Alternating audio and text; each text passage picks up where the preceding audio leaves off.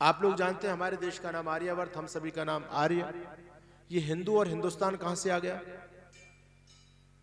जब यवन आक्रांता देश में आए तो उन्होंने सबसे पहले हमारी पहचान मिटाई।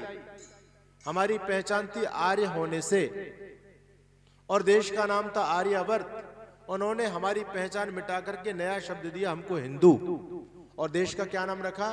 हिंदुस्तान। और हमारी पहचान हमेशा हमेशा के लिए मिट जाए, इसलिए उन्होंने हमारे सारे साहित्य को, सारे इतिहास को खत्म कर दिया। आपको जानकारी होनी चाहिए, तक्षशिला, नालंदा, विक्रमशिला जैसे वो बड़े बड़े विश्वविद्यालय जिनके पास में ज्ञान विज्ञान का बहुत बड़ा कोष था, ऐसी बड़ी बड़ी लाइब्रेरी थी। कहते हैं जब उन लाइब्रेरी को बख्तियार खिलजी ने जलाया, आप कभी जाइए बिहार के नालंदा के अंदर, उसके खंडर आज भी अवशेष के रूप में आपको देखने को मिलेंगे। जब उस विश्वविद्यालय की लाइब्रेरी को जलाया था बख्तियार खिलजी ने, तो कहते हैं 6 महीने तक उसमें आग सुलगती रही थी। आप सोचिए कागज को जलने में कितना समय लगता है, लेकिन 6 महीने तक आग सिलगती रही। और इतिहासकार बताते हैं कि जब वो दरिंदा सर्दी के समय में नहाने के लिए गर्म पानी किया करता था, तो उस भट्टी के अंदर लकड़ी नहीं जलती थी, बल्कि नालंदा विश्वविद्यालय की लाइब्रेरी की वो बड़ी बड़ी पांडुलिपियां, बड़े बड़े ग्रंथ भट्टी में झोंक दिए जाया करते थे, जिससे हमारा पूरा इतिहास समाप्त हो जाए। ये षड्यंत्र। तो हमारी पहचान मिटाई, और हमारी पहचान हमेशा हमेशा के लिए मिट जाए, इसलिए उन्होंने हमारे सारे साहित्य को, सारे इतिहास को खत्म कर दिया। उनके बाद में हमारे देश में फिर कुछ लुटेरे आए, जिनको आप अंग्रेजों के नाम से जानते हैं। उन्होंने फिर आकर के हमारी पहचान मिटाने का प्रयास किया। आर्य से हिंदू बने, और हिंदू से उन्होंने इंडियन नाम हमको दिया, और देश का नाम रखा उन्होंने इंडिया।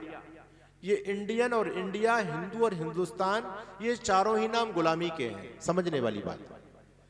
और उन लोगों ने भी फिर हमारी पहचान मिट जाए, इसके लिए आपको जानकारी होनी चाहिए लॉर्ड मैकाले, जिसका वर्तमान में पाठ्यक्रम सिस्टम हमारे बच्चे आज स्कूलों में पढ़ रहे हैं।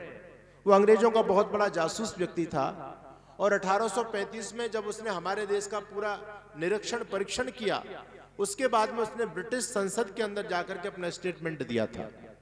और लॉर्ड मैकाले कहता है कि मैंने भारत को पूरब से पश्चिम तक देखा है, इस कोने से लेकर के उस कोने तक मैंने पूरे भारत का भ्रमण किया है। मुझे भारत देश में कहीं पर कोई चोर नहीं मिला, कोई मुझे जेल नहीं मिली, वहां कोई थाने नहीं होते, वहां के लोग बड़े ईमानदार हैं, उनका चरित्र बहुत उच्च कोटि का होता है। अगर इस देश को हम गुलाम बनाना चाहते हैं, तो सबसे पहले इस देश की संस्कृति पर आघात करना पड़ेगा, और भारत की संस्कृति बनती है गुरुकुलों से। गुरुकुल शिक्षा प्रणाली को नष्ट करना पड़ेगा, और यदि गुरुकुल शिक्षा प्रणाली नष्ट हो गई तो फिर हम अपने उद्देश्य में सफल हो सकते हैं। तो आपको जानकारी होनी चाहिए, हमारे देश में पहले शिक्षा का पैटर्न गुरुकुल होता था। गुरुकुल, गुरुकुल का मतलब गुरु का कुल। हमारे गुरुकुल शिक्षा प्रणाली को समाप्त करने के लिए विधर्मी अंग्रेज लोग ईसा का कुल लेकर के आए। हमारा गुरु का कुल, इनका ईसा का कुल। ये ईसा का कुल ही तो आजकल स्कूल है जिसमें आपके बच्चे पढ़ते हैं। तो इन लोगों ने कितना बड़ा षड्यंत्र किया हमारी संस्कृति को मिटाने के लिए। गुरुकुल को छोड़कर के ईसा कुल लेकर के आए, और इन लोगों ने जानबूझ करके वो इतिहास हमारे बच्चों के सामने पढ़ा। आप लॉर्ड मैकाले के पत्र विज्ञापन पढ़ करके देखिए, उसमें वो व्यक्ति स्पष्ट कहता है कि मैं भारत देश के अंदर उस शिक्षा पैटर्न को लागू करना चाहता हूं, जिससे आने वाले समय में भारत देश के लोगों के बच्चे बाहर से देखने में आपको हिंदू और इंडियन नजर आएंगे, लेकिन अंदर से पूरी तरह से वो बदल करके अंग्रेज नजर आएंगे। बाहर से भारतीय दिखाई देंगे, अंदर से अंग्रेज दिखाई देंगे। यही तो आज हमारे देश में सब कुछ हो रहा है। आपकी रीति रिवाज, आपकी संस्कृति, आपकी सभ्यता, आपकी मर्यादाएं कहां बच्चों के अंदर रह गई। आजकल बच्चे पूरी तरह से पाश्चात्य संस्कृति की तरफ दौड़ रहे हैं। उस व्यक्ति ने आज से लगभग 200 साल पहले एक बीज लगाया, और आज उसका वृक्ष फलीभूत हमारे सामने हो रहा है। तो याद रखना, आपके इतिहास को नष्ट करने का धरती पर बहुत बड़ा षड्यंत्र चल रहा है। आप पाठ्यक्रम की मैं बात करूं तो पाठ्यक्रम, जितना भी इतिहास आपके पाठ्यक्रम के अंदर पढ़ाया गया अब तक, वो सारा का सारा बिल्कुल फेक था, सारा का सारा झूठी बातें थी। और मैं आपको बताना चाहता हूं, दुर्भाग्य था हमारा। ठीक है, हम बहुत लंबे समय तक गुलाम रहे। जब गुलाम रहे तो हम व्यवस्थित कुछ कर नहीं सकते थे, अपने सही इतिहास को बच्चों को बता नहीं सकते थे, क्योंकि हम गुलाम थे। लेकिन जब हम स्वतंत्र हो गए तो दुर्भाग्य ये हुआ, इस देश का पहला प्रधानमंत्री ऐसा नपुंसक व्यक्ति गद्दी पर बैठा, ऐसा व्यक्ति इस देश की गद्दी पर बैठा जिसको भारतीयता से, सनातन से, हिंदुत्व से कोई भी प्रेम नहीं था। वो व्यक्ति स्पष्ट इस बात को कहता था, आई एम एक्सीडेंटली हिंदू, मैं दुर्भाग्यवश हिंदू फैमिली में पैदा हुआ हूं, बल्कि मैं खान पान से मुसलमान हूं और संस्कृति से क्रिश्चियन हूं। जब ऐसी मानसिकता का व्यक्ति देश का पहला प्रधानमंत्री बना, तो आप सोचिए क्या आपके इतिहास को वो पढ़ा पाएगा। और फिर उस व्यक्ति ने लगातार शिक्षा की कमान, लगातार देश के 4 केंद्रीय शिक्षा मंत्री उस वर्ग विशेष के हुए, गोल टोपी वालों के, लगातार, और शिक्षा मंत्री भी लगातार उसी वर्ग विशेष से हो रहे हैं। तो आप मुझे बताइए, फिर आपके देश में अकबर को महान बताया जाएगा या महाराणा प्रताप को महान बताया जाएगा? आपके देश में छत्रपति शिवाजी को महान पढ़ाया जाएगा या तैमूर लंग को महान बताया जाएगा? आश्चर्य की बात है, ऐसे ऐसे लुटेरे जिन्होंने कब्रों तक को खुदवा करके मुर्दों तक को लूट लिया था, ऐसे लुटेरों को भी हमारे देश के अंदर महान बताया गया। लेकिन कितने कितने बड़े महानता के पर्याय, कितना उज्जवल चरित्र जिन महापुरुषों का हमारे पूर्वजों का रहा, उन पूर्वजों को इतिहास में लेश मात्र भी स्थान नहीं मिला। ये पूरा षड्यंत्र हमारे साथ में चला। इस षड्यंत्र को समझने का प्रयास कीजिए। इतिहास में लिखा है अकबर को महान, कौन सी महानता की है जरा बताइए। अच्छा, कोई दुनिया में आ जाए इतिहासकार मेरे सामने, एक महानता अकबर की गिनवा दे कि अकबर इसलिए मानता, बताओ किस बात का मानता। लेकिन इतिहास में यही है, Akbar the great, Akbar the great. अरे किस बात से ग्रेट था ये तो बताओ। झूठी कहानी आपके बीच में बताई जाती है कि वो सबसे बड़ा सहिष्णु राजा था, दयालु राजा था, उसके वहां कोई भेदभाव नहीं था। अच्छा, भेदभाव नहीं था तो आप लोग जानते हैं जजिया कर किसने लगाया? इसी ने लगाया ना, जिसको आप ग्रेट कहते हैं। और जजिया कर किन के लिए लगाया गया? आप लोगों के लिए, उनके लिए? भाई आप लोगों के लिए लगा था ना, उनके लिए तो नहीं था। अच्छा, जब एक राजा है तो राजा के लिए तो सारी प्रजा बराबर होती है, तो वहां भेदभाव कहां से आ गया? हिंदू के लिए जजिया करता, मुसलमान के लिए नहीं था। क्या यही उसकी मानता थी? कोई बोल नहीं सकता।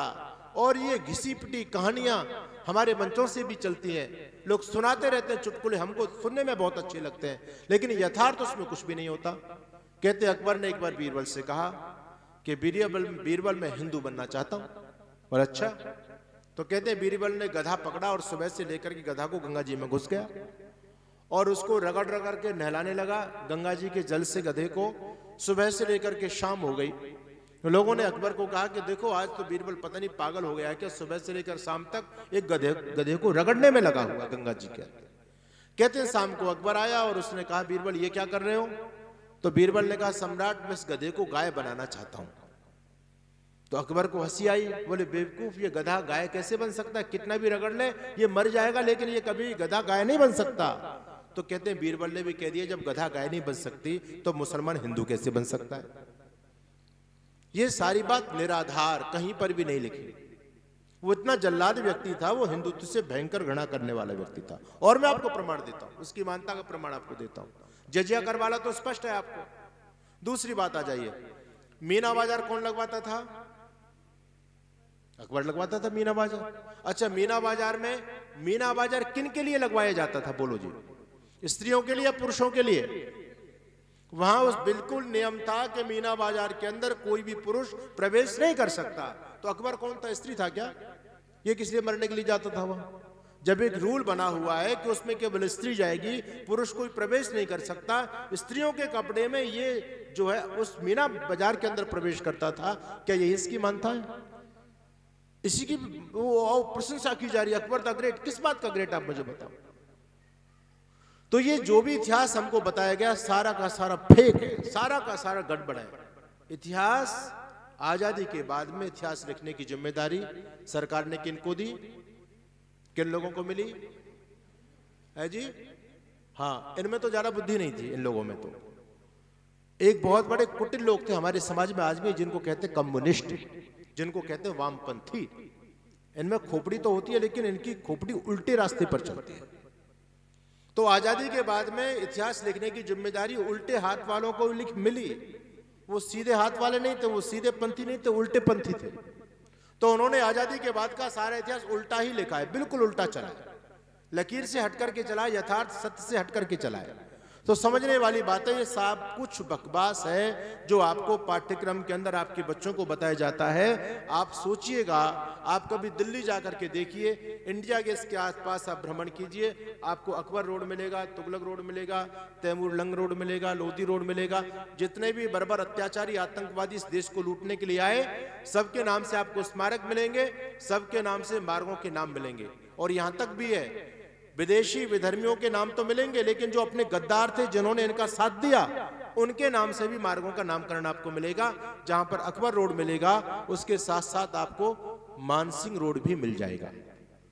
लेकिन कहीं आपको छत्रपति शिवाजी रोड नजर नहीं आएगा, कहीं महाराणा प्रताप रोड नजर नहीं आएगा। इतना कुछ से हमको समझ लेना चाहिए कि इतिहास में पूरी तरह से पक्षपात हुआ, पूरी तरह से पक्षपात। और इसलिए क्योंकि विधर्मी इस बात को जानते थे कि हम भारत देश के बच्चों को उसकी वास्तविकता से, उसकी जड़ों से काट देंगे, जिससे भारत देश के बच्चे भारतीयता से खुद घृणा करने लग जाएंगे। आज जब हम कॉलेज के अंदर जाते हैं, यूनिवर्सिटी के अंदर जाते हैं, हमारे बच्चे ही हमसे प्रश्न करते हैं कि स्वामी जी, आप कहते हैं कि वेदों के अंदर विज्ञान है, ऋषि दयानंद की बात कहते हैं कि वेद सब सत्य विद्याओं का पुस्तक है, तो क्या वेद में से कोई विज्ञान का सिद्धांत निकाल करके भारत के वैज्ञानिक ने किसी को दिया है क्या? एक भी साइंस का खोज मुझे बताओ, एक भी सिद्धांत ऐसा बताओ जो भारत के वैज्ञानिक ने दुनिया को दिया हो। सारे के सारे सिद्धांत विदेशी लोगों ने दिए हमको। और आप लोग कहते हैं हमारा देशमान, हमारा देशमान। क्या हमारा देश खाकमान था? क्या मानता है हमारे अंदर?